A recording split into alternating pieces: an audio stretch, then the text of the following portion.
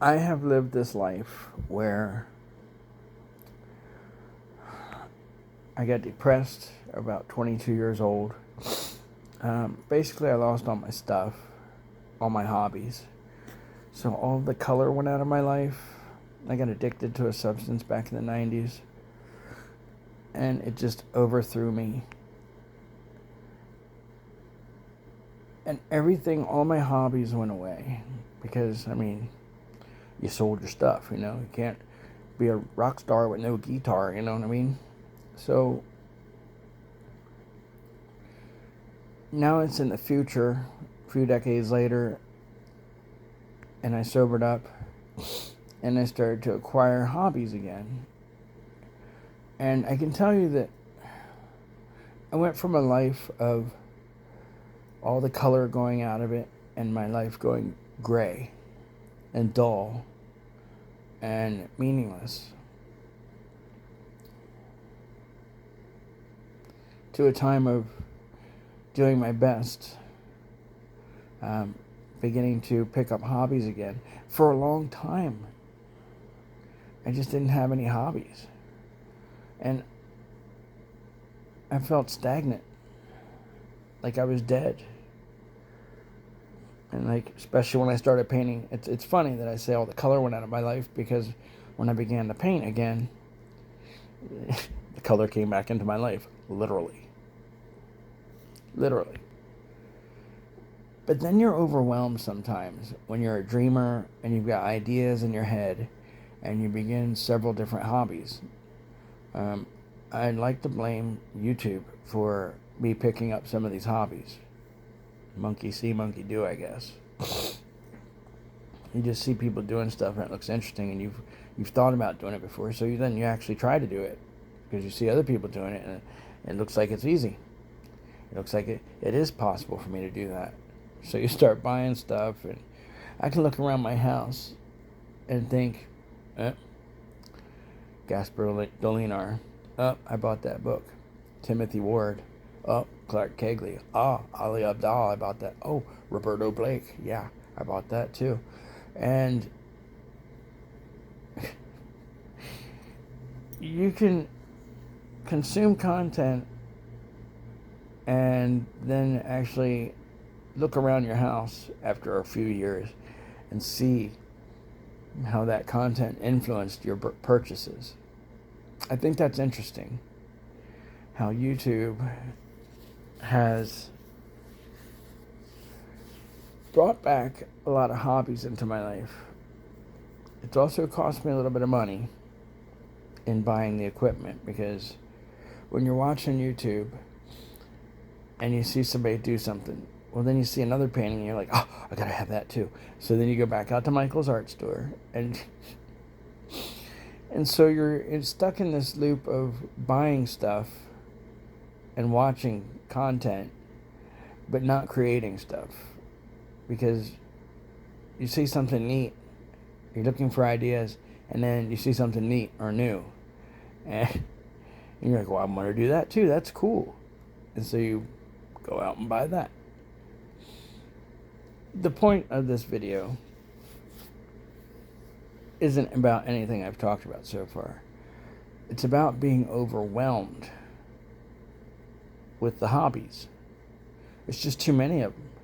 And so I guess it's a good problem, because before I had nothing, and now I have a bunch of things. But I understand that there's an opportunity cost to each and every one of them. And I can't do them all. As I said before, my world went cold and gray, and all the color went out of my life. I wasn't really able to take care of myself. And I was abusive toward myself.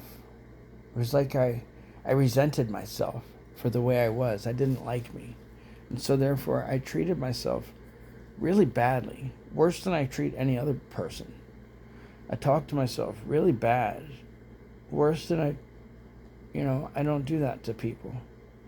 But to myself, I would beat myself down every day because I wasn't good enough for myself. So not only is that stress there of hobbies, and you're going, well, why the heck are you talking about hobbies if you need to get your life together?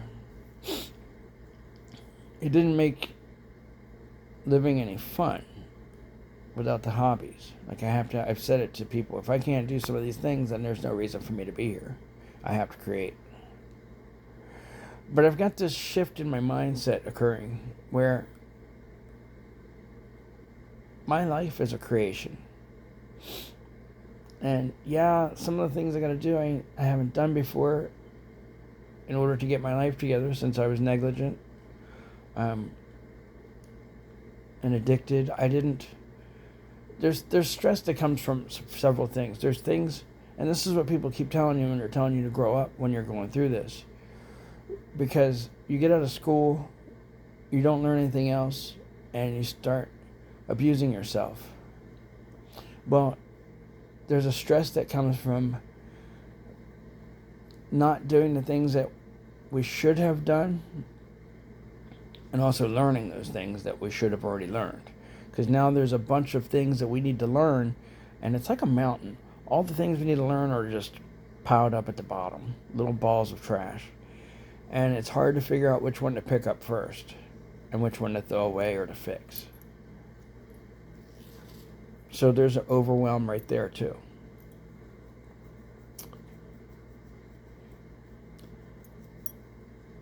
When you have too many things going on, you can't actualize or make the things that you need to happen. And you don't even know what needs to happen sometimes because you're too busy distracting yourself with the hobby thing or something new. So the shift in mindset is, I need to go minimal. I need to get rid of all this shit. And I need to prioritize what needs to be done first. And sometimes when you don't know what needs to be done first, you just need to start doing something at all. Because doing whatever is better than not doing anything at all. Until you realize, oh, man, I should be doing this instead. No real point to this conversation other than me working out what I know needs to be done. You know, one of my friends on YouTube said that they live stream, and I've said this before, and I understand from the live stream thing because I did one day, and it changed me. Maybe it's time to do another one. But just going live and saying things, I think it might be a little bit better, especially if you have a community. Maybe building a community of people that appreciate you or resonate with you because they're kind of like you too. I think you draw those people in, and those people know the hurt or the struggle that you're going through. They can resonate with it. They're similar to you. And they know how they feel. So when they see somebody else going through it and they like them on YouTube, those people become supportive of that person. And by them supporting that person and telling them, oh, you are worth it, or this and that, or you are talented, or you're beautiful, or this and that, and they just say encouraging words to you. And at the same time they're giving you encouraging words, I believe that they're also helping themselves because they feel despicable too. And by them seeing you and them commenting to you, they're actually telling themselves, they're showing themselves compassion, because by showing me compassion or giving me support, they hear their words, they type the words. And if they resonate with me, they also feel that support that they're giving. And we can support each other. I don't know if it's worth, maybe it's just a feeling. All I know is if somebody is hurting or struggling or suffering, and they can get a chance to talk about it, they can begin to work through it. I didn't think that's what YouTube was about. And it's scary telling your stuff out on the public domain. It's kind of scary. Because you're worried about that judgment from that one person. And you're going to get it. And you're going to get it. But the truth is, there's only one way through your suffering. And that's by treating your life like a business. That's why we say mind your business. Your life is a business. And what you do for a living is your work. It is the way that you support your life. And so we go to work and we bust our ass for somebody else, right? And we get home and we're just kind of a mess. We're not as organized or structured as we are at work. It's time to begin. It's time to begin. It's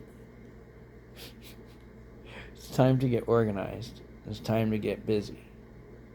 Your life is a business. My life is a business. Let's run it. Anyway, have a good day.